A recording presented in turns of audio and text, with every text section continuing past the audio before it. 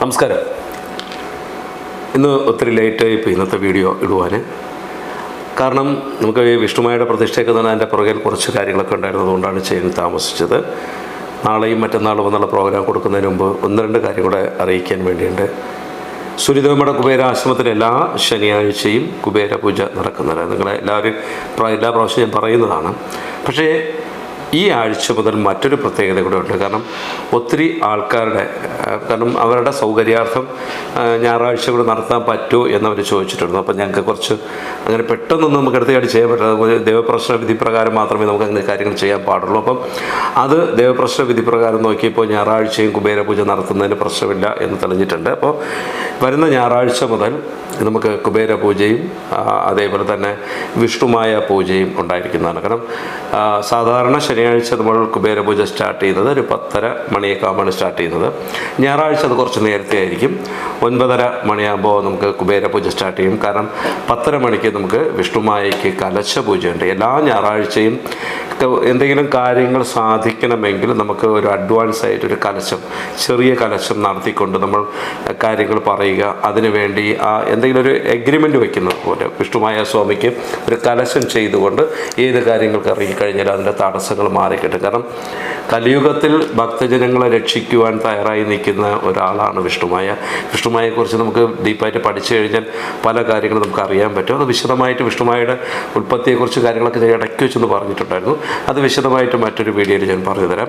വളരെ ഇമ്പോർട്ടൻ്റ് ആയിട്ടുള്ളൊരു കാര്യം ഇപ്രാവശ്യം നമ്മൾ ചെയ്യാനുള്ളത്, നമ്മളെപ്പോഴും ഞാൻ പറയാറുള്ള കാര്യമാണ്, പൗർണമി കഴിഞ്ഞിട്ട് വരുന്ന ആദ്യത്തെ ഞായറാഴ്ച നടത്താൻ പറ്റുന്ന പൊങ്കാലയെക്കുറിച്ച് പറയാറുണ്ട്. ഈ പൗർണമി കഴിഞ്ഞു, ഈ വരുന്ന ഞായറാഴ്ച പൗർണമി കഴിഞ്ഞിട്ട് വരുന്ന ആദ്യത്തെ ഞായറാഴ്ച ആ പൊങ്കാല വളരെ പവർഫുള്ളായിട്ടുള്ളൊരു പൊങ്കാലയാണ് നമ്മൾ ഇടേണ്ടത്. ഒത്തിരി ആൾക്കാർ എൻ്റെ വീഡിയോ കണ്ട് പൊങ്കാല ഇടുന്നുണ്ട്. എന്നാലും ഒത്തിരി ആൾക്കാർക്ക് ആ സംശയങ്ങൾ വീണ്ടും ചോദിച്ചുകൊണ്ടിരിക്കണം. അപ്പോൾ ആ പൊങ്കാലയെക്കുറിച്ചാണ് ഞാൻ വിശദമായിട്ട് ഇന്നത്തെ വീഡിയോയിൽ പറയുന്നത്. നമുക്ക് വിഷയത്തിലോട്ട് കടക്കാം. ഞാൻ ഡോക്ടർ ഷാജി കെ നായർ, സൂര്യദേവമഠ കുബേരാശ്രമ മഠാധിപതിയും തേജസ് ഫെങ് ഷൂയി ഡയറക്ടറുമാണ്. വാസ്തു സംബന്ധമായിട്ടോ ജ്യോതിഷ സംബന്ധമായിട്ടോ നിങ്ങൾക്ക് എന്തെങ്കിലും അറിയണമെന്നുണ്ടെങ്കിൽ നിങ്ങളുടെ വീട്ടിൽ താമസിക്കുന്ന എല്ലാവരുടെ പേര്, ഡേറ്റ് ഓഫ് ബർത്ത്, വീടിൻ്റെ ഡയറക്ഷൻ, അഡ്രസ്സ് എന്നൊക്കെ എനിക്ക് വാട്സാപ്പ് ചെയ്യൂ. കേരളത്തിനകത്തും പുറത്തും വിദേശ രാജ്യങ്ങളൊക്കെ സഞ്ചരിക്കുന്ന ഒരു വ്യക്തിയാണ് ഞാൻ. നിങ്ങളുടെ വീട് വന്ന് നോക്കി പ്രശ്നപരിഹാരം ചെയ്തു തരാം. കൂടാതെ ഈ കുബേര പൂജയുടെ കാര്യങ്ങളൊക്കെ നിങ്ങൾക്ക് എന്തെങ്കിലും ഡൗട്ട് ഉണ്ടെങ്കിൽ ഞാനിന്ന് വിളിച്ച് പറയുക. നിങ്ങൾ നാളെയും മറ്റന്നാളോട്ട് കിടക്കാം. 2025 ഫെബ്രുവരി മാസം 15-ാം തീയതി, കൊല്ലവർഷം 1200-ാം ആണ്ട്, കുംഭമാസം 3-ാം തീയതിയാണ് നാളെ, ശനിയാഴ്ചയാണ്. ശനിയാഴ്ചത്തെ സൂര്യോദയം രാവിലെ 6:43 സൂര്യോദയം, വൈകുന്നേരം 6:28 സൂര്യാസ്തമയമാണ്. രാഹുകാലം 9:39 11:07 മധ്യയാണ്. അഭിജിത്ത് മുഹൂർത്തം 12:12 12:33 മധ്യയാണ്. മുഹൂർത്തം 12:37 12:59 മധ്യയാണ്. ഗുളികൻ ഉദയം 6:43 8:11 മധ്യയാണ്. അതേപോലെ തന്നെ അഭിജിത്ത് യമകണ്ഠ സമയം വരുന്നത് 2:03 3:31 മധ്യയാണ്. ദിവസത്തെക്കുറിച്ച് വിശദമായിട്ട് നോക്കാം. ഉത്രം നക്ഷത്രമാണ്.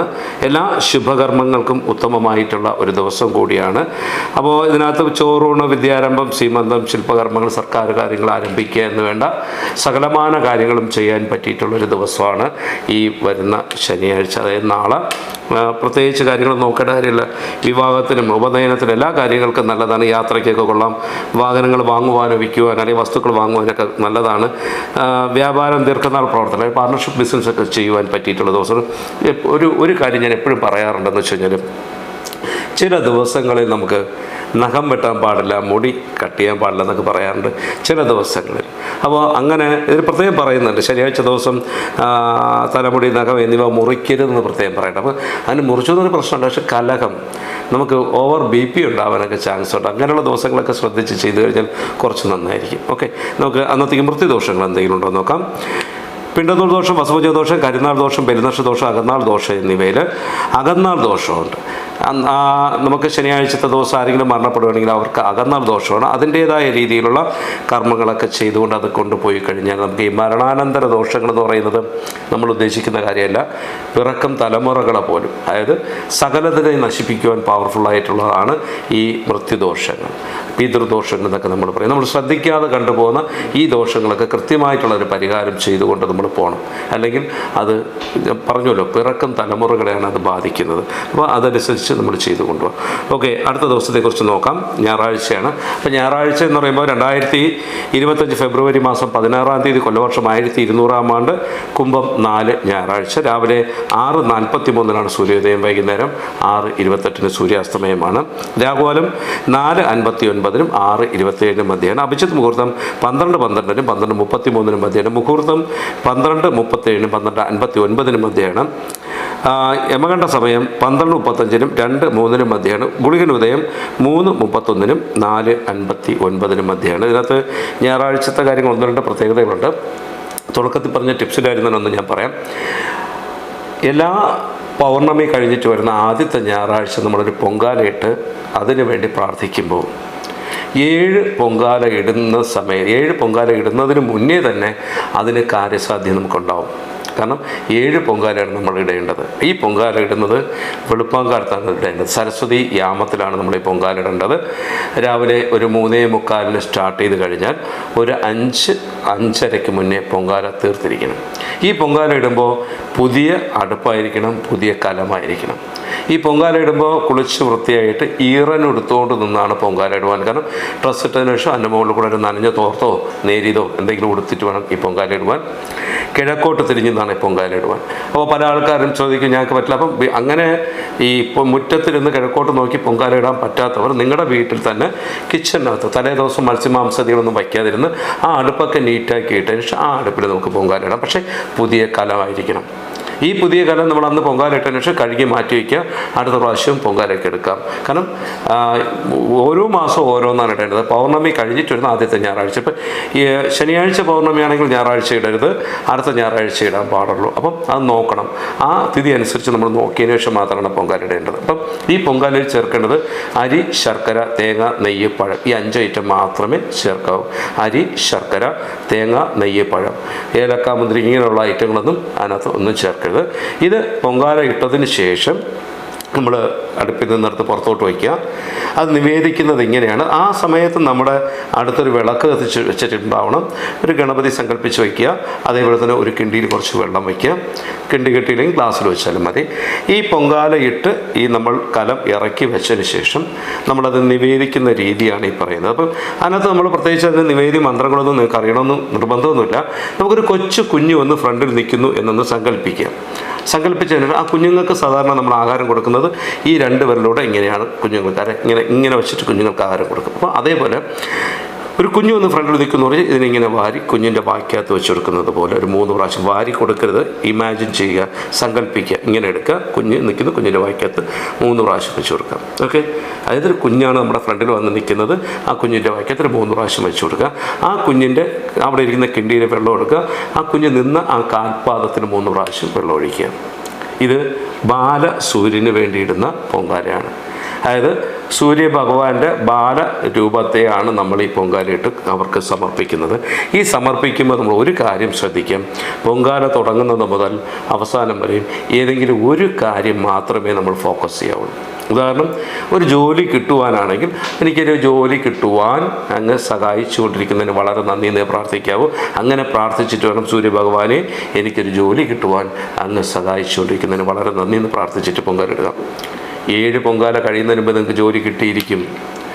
എന്ത് കാര്യം, ഏത് കാര്യം, എനിക്കൊരു വീട് വയ്ക്കണം എന്നാണ് ആഗ്രഹമാണെങ്കിൽ ഭഗവാനെ അങ്ങ് എനിക്കൊരു വീട് വയ്ക്കുവാൻ സഹായിച്ചു കൊണ്ടിരിക്കുന്നതിന് വളരെ നന്ദി എന്ന് പ്രാർത്ഥിച്ചുകൊണ്ട് പൊങ്കാലിടുക. ഏത് കാര്യവും സ്മരണയോടുകൂടി നന്ദിയോടുകൂടി നമ്മൾ പ്രാർത്ഥിച്ചുകൊണ്ട് പൊങ്കാല ഇട്ട് കഴിഞ്ഞാൽ 7 പൊങ്കാല ആവുന്നതിന് മുമ്പ് നിങ്ങളുടെ കാര്യം സാധിച്ചിരിക്കും. കാര്യം സാധിച്ചാൽ പൊങ്കാല നിർത്തരുത്, 7 ഇട്ട് തീർക്കാം. കാരണം ഒത്തിരി അനുഭവസ്ഥരാണ് ഇതിനകത്തുള്ളത്. ഒത്തിരി എൻ്റെ കമൻറ്റുകൾ നോക്കി അറിയാൻ പറ്റും. ഒത്തിരി ആൾക്കാർക്ക് ഇതിൻ്റെ ഭാരം കിട്ടിയിട്ടുള്ളതാണ് പറയുന്നത്. അപ്പോൾ ആ പൊങ്കാല ഇടേണ്ടതാണ് നമ്മൾ ഈ വരുന്ന ഞായറാഴ്ച. ഈ വരുന്ന ഞായറാഴ്ച മറ്റൊരു പ്രത്യേകത കൂടെ ഉണ്ട്. അത് അടുത്ത ഈ ദിവസത്തെക്കുറിച്ച് പറഞ്ഞതിന് ശേഷം ഞാൻ പറയാം. നമുക്ക് അന്നത്തെ ദിവസത്തെക്കുറിച്ച് വിശദമായിട്ട് നോക്കാം. അത്തം നക്ഷത്രമാണ്. എല്ലാ ശുഭകർമ്മങ്ങൾക്കും ഉത്തമമായിട്ടുള്ളൊരു ദിവസം കൂടിയാണ്. യാത്രയ്ക്ക് കൊള്ളാം, വിദ്യാരംഭത്തിന് കൊള്ളാം, വിവാഹത്തിന് കൊള്ളാം, എല്ലാ കാര്യങ്ങൾക്കും ചെയ്യാൻ കൊള്ളാം. വാഹനങ്ങൾ വാങ്ങുവാനും വിൽക്കുവാനും എല്ലാ കാര്യങ്ങൾക്കും ഒരുവിധം. കാരണം ഇതിനകത്ത് പ്രത്യേകിച്ച് പറയുന്നതെന്ന് വെച്ച് കഴിഞ്ഞാൽ എന്തെങ്കിലും പരിഹാരക്രിയകൾ ചെയ്യാൻ പറ്റും. നമ്മൾ ചില പരിഹാരക്രിയകളൊക്കെ ക്രിയകളൊക്കെ നമ്മൾ വീട്ടിൽ ചെയ്യുമ്പോൾ ഉത്തമമായിട്ടുള്ള ദിവസം നോക്കിയിട്ടായിരിക്കും നമ്മൾ ചെയ്യുന്നത്. എന്തെങ്കിലും പരിഹാര ക്രിയയൊക്കെ ചെയ്യാൻ പറ്റിയിട്ടുള്ള ഒരു ദിവസം കൂടിയാണ് അന്നത്തെ ദിവസം. കൊള്ളാം, എന്ത് കാര്യങ്ങളും ചെയ്യുവാൻ ഏറ്റവും നല്ലൊരു ദിവസമാണ് ഞായറാഴ്ചത്തെ ദിവസം. അന്ന് നമുക്ക് മൃത്യുദോഷങ്ങൾ എന്തെങ്കിലും ഉണ്ടോ നോക്കാം. പിണ്ടതോൾ ദോഷം, അസുഭുജ ദോഷം, കരിനാൾ ദോഷം, പെരുന്നക്ഷ ദോഷം, അകന്നാൾ ദോഷമുണ്ട്. അപ്പം ഈ ശനിയാഴ്ച ഞായറാഴ്ച ആരെങ്കിലും മരണപ്പെടുകയാണെങ്കിൽ അവർക്ക് അകന്നാൾ ദോഷമാണുള്ളത്. അപ്പം മൃത്യുദോഷങ്ങൾ കൃത്യമായിട്ട് ചെയ്ത് കൊണ്ടുപോകാം. മാത്രമല്ല ഞായറാഴ്ച ദിവസം വൈകുന്നേരം രാഹുകാല സമയത്ത് തൊട്ടടുത്തുള്ള ഏതെങ്കിലും നാഗപ്രതിഷ്ഠയുള്ള ക്ഷേത്രങ്ങളുണ്ടെങ്കിൽ ആ ക്ഷേത്രം സന്ദർശിച്ചതിന് ശേഷം ഞായറാഴ്ചയും തിങ്കളാഴ്ച രാവിലെയും, കാരണം ഞായറാഴ്ച വൈകുന്നേരവും തിങ്കളാഴ്ച രാവിലെയും രാഹുകാല സമയത്ത് ക്ഷേത്രം നട തുറന്നിരിക്കുന്ന 2 ദിവസങ്ങളേ ഉള്ളൂ. അപ്പോൾ ആ ദിവസങ്ങളിൽ നമുക്ക് ക്ഷേത്രങ്ങളിൽ ചെയ്യാൻ പറ്റുന്ന രാഹുദോഷ പരിഹാരത്തിന് വേണ്ടി ചെയ്യാൻ പറ്റുന്ന ഏറ്റവും ഉത്തമമായിട്ടുള്ള ഒരിതാണ് നാഗരുടെ മുന്നിൽ നാരങ്ങ വിളക്ക് കത്തിക്കുക. അത് നമുക്ക് ചെയ്യാം. അല്ല എങ്കിൽ നമ്മുടെ വീട്ടിൽ തന്നെ നാരങ്ങ വിളക്ക് കത്തിക്കുക. 1, 3, 5, 7, 9 ഇങ്ങനെ ഒറ്റ സംഖ്യയിലാണ് നാരങ്ങ വിളക്ക് കത്തിക്കേണ്ടത്. ഞായറാഴ്ച വൈകുന്നേരം കത്തിക്കുന്ന നാരങ്ങ വിളക്ക് വീടിന് ചുറ്റും ഒഴിയുകയും എല്ലാ മുറിക്കകത്തും ഒഴിഞ്ഞുകൊണ്ട് ഉമ്മർത്ത് വയ്ക്കുക. തിങ്കളാഴ്ച ചെയ്യുന്നതാണെങ്കിൽ വീടിന് ചുറ്റും മാത്രം ഒഴിഞ്ഞിട്ട് കൊണ്ടുവന്ന് ഉമ്മർത്ത് വയ്ക്കുക. ഈ രണ്ടും രാഹുകാല സമയത്ത് മാത്രമേ നമുക്കത് ചെയ്യാൻ പാടുള്ളൂ. അതിനെക്കുറിച്ച് എന്ത് ഡൗട്ട് ഉണ്ടെങ്കിലും നിങ്ങളെന്ന് വിളിച്ചോളൂ, ഞാൻ വിശദമായിട്ട് അതിനെക്കുറിച്ച് പറഞ്ഞു തരാം. കമൻറ്റ് ഇട്ട് കഴിഞ്ഞാൽ ഞാൻ അധികം നോക്കാറില്ല, വാട്സാപ്പിൽ മെസ്സേജ് ചെയ്തോളൂ, ഞാൻ നോക്കി പറഞ്ഞു തരാം. ഇത് എന്തെങ്കിലും സംശയമുണ്ടെങ്കിൽ, അതായത് നിങ്ങളുടെ വീട് വന്ന് നോക്കി ഈ വീടിൻ്റെ എനർജി ലെവൽ കറക്റ്റ് ചെയ്യണമെങ്കിൽ നിങ്ങളുടെ വീട്ടിൽ താമസിക്കുന്ന എല്ലാവരുടെ പേരും ഡേറ്റ് ഓഫ് ബർത്തും വീടിൻ്റെ ഡയറക്ഷൻ അഡ്രസ്സൊക്കെ ഒന്ന് വാട്സാപ്പ് ചെയ്യും. പിന്നെ പറ്റുമെങ്കിൽ എല്ലാ ഞായറാഴ്ചയും നടക്കുന്ന വിഷ്ണുമായ സ്വാമിക്ക്, അതായത് കളരിയിൽ വിഷ്ണുമായ സ്വാമിക്ക് ഉള്ള കലശത്തിൽ എല്ലാവരും പങ്കെടുക്കാൻ ശ്രമിക്കുക. എന്ത് കാര്യം നടക്കണോ, കലിയുഗത്തിൽ നമ്മളെ സംരക്ഷിക്കുവാൻ പറ്റിയിട്ടുള്ള ഒരേ ഒരു ദൈവമാണ് ഈ വിഷ്ണുമായ.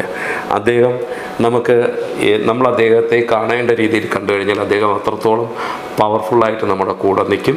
പല ആൾക്കാർക്കും അറിയാം, പല ആൾക്കാർക്ക് തെറ്റിദ്ധാരണകളും ഉണ്ട്. ഒരു കാരണവശാലും തെറ്റിദ്ധരിക്കേണ്ട കാര്യമില്ല. ശിവൻ്റെയും പാർവതിയുടെയും ഒരേ ഒരു മകനാണ് വിഷ്ണുമായ. അതിനെക്കുറിച്ച് കഥകൾ ഒത്തിരിയുണ്ട്. ചില ആൾക്കാർക്ക് ഇതിൽ ഭയപ്പെടുത്തി വെച്ചിട്ടുണ്ട്. കാരണം അത് പറഞ്ഞുവല്ലോ, കലിയുഗത്തിൽ സംരക്ഷിക്കാൻ പറ്റിയിട്ടുള്ളൊരു ദൈവത്തെ എല്ലാവരെയും അടുത്ത് മാറ്റി നിർത്തുവാൻ വേണ്ടി പല ആൾക്കാർ ചെയ്തിട്ടുള്ളൊരു കാര്യമാണ്. അതൊന്നും കാര്യമാക്കേണ്ട കാര്യമില്ല. അതിനെക്കുറിച്ച് വിശദമായിട്ട് എന്ത് കാര്യമുണ്ടെങ്കിലും വിഷ്ണുമായെക്കുറിച്ച് എന്താണെങ്കിലും നിങ്ങൾക്ക് അറിയണമെന്നുണ്ടെങ്കിൽ എന്നെ വിളിച്ചോളൂ, ഞാൻ പറഞ്ഞു തരാം. അല്ലെങ്കിൽ വന്നു കഴിഞ്ഞാലും ഡീറ്റെയിൽസ് ആയിട്ട് പറഞ്ഞു തരാം. ഏതായാലും അടുത്തൊരു എപ്പിസോഡുമായിട്ട് കാണുന്നതുവരേക്കും നന്ദി, നമസ്കാരം.